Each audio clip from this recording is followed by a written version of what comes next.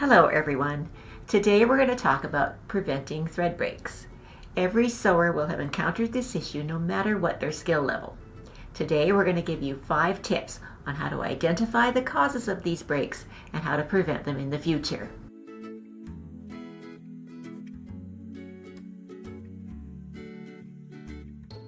Tip number 1, using the correct needle size and type. When sewing in general, it's always an important part of your routine to check your machine needles. Oftentimes a thread break occurs when you have the incorrect needle. Before you sew, make sure your needle is the correct size for the thread you're sewing with in the project. In both American and European sizes, the smaller the number on the package, the smaller the needle, and the same goes with larger numbers. The smaller needles are good for finer threads, such as an 80 weight, and the larger needles are good for heavier threads, such as a 12 weight. For reference, medium thread like a 40 or 50 weight will often use an 80-12 size needle. Make sure you also have the correct needle type for the fabric you are sewing. For instance, you would use a denim needle when sewing heavy denim fabric, or a ballpoint needle with jersey fabric. All needle types serve a purpose, so be sure to research what you need to achieve optimal results. It is good to note the importance of the proper needle, as the size and type will have a huge impact on the success of your project. Using an incorrect needle could be the cause of skipped stitches and tension issues that will result in thread breaks.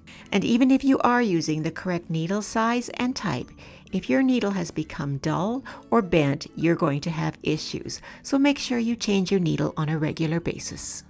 Tip number 2, using the correct bobbin thread. Another cause of thread breakage could be your bobbin thread. Some bobbin thread of lesser quality will either leave lint, fluff, or have an adhesive residue which can interfere with the machine's functionality.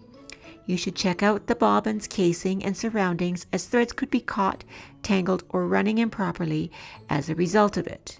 As a result, we always highly recommend using a bobbin that doesn't have any glue or residue applied to it. Threads that have residues applied will feel slightly tacky to the touch. If you wound the bobbin yourself, be careful not to overwind the bobbin. This can easily happen with finer bobbin threads, as the machine's self-stopping mechanism doesn't always detect the finer thread right away. If you wind your own bobbin, we recommend stopping slightly before the edge of the bobbin to avoid this. Tip number 3, check your tension. This is always an important factor to consider when sewing. Thread breaks can happen if the tension is too tight on either the top or the bottom. We always recommend sewing a test strip on a scrap fabric to check the quality of your tension before starting your project. If you see the bobbin thread pulling through to the top, it means the top tension is too tight and should be loosened. If you see the top thread pulling through to the bottom, it means the top tension is too loose and should be tightened. Every machine is different, as are factors such as the type and weight of thread you're using, the fabric you're using, the batting, and the stabilizer.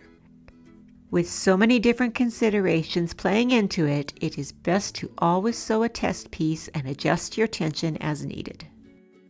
Tip number 4, pay attention to whether your thread is cross-wound or stack-wound. If you've ever taken a close look at your thread spools, you may have noticed there are 2 different ways the thread is wound onto the spool. Stack-wound thread is when the thread is wound on the spool in a straight and even pattern. Cross-wound thread is the more common of the 2, and it will be wound in an angled pattern. If you're sewing with a stack-wound spool, your thread will need to draw off the side of the spool. This is easily done by placing it on the vertical spool pin of your sewing machine. If you're sewing with a cross-wound spool, then you will need to draw the thread from the top of the spool.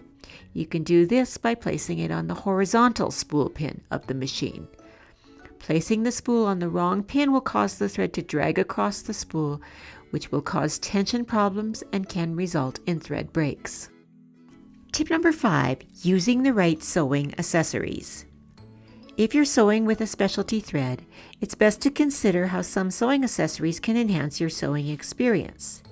If you have a slippery thread that tends to pool around the base of your spool, we highly recommend using a Wonder Guard.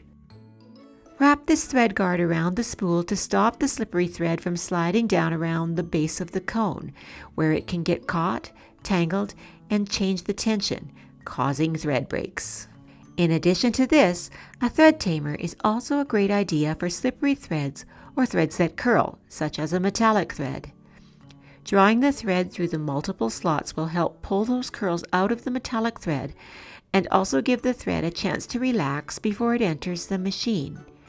This is a huge benefit for slippery threads and metallic threads that tend to have these problems.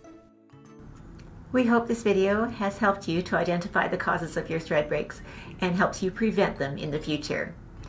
Leave us a comment in the comment section below and let us know if you have any questions about thread breaks. Don't forget to give us a thumbs up if you like this video and hit subscribe for more great tips and tutorials. We'll see you all next time.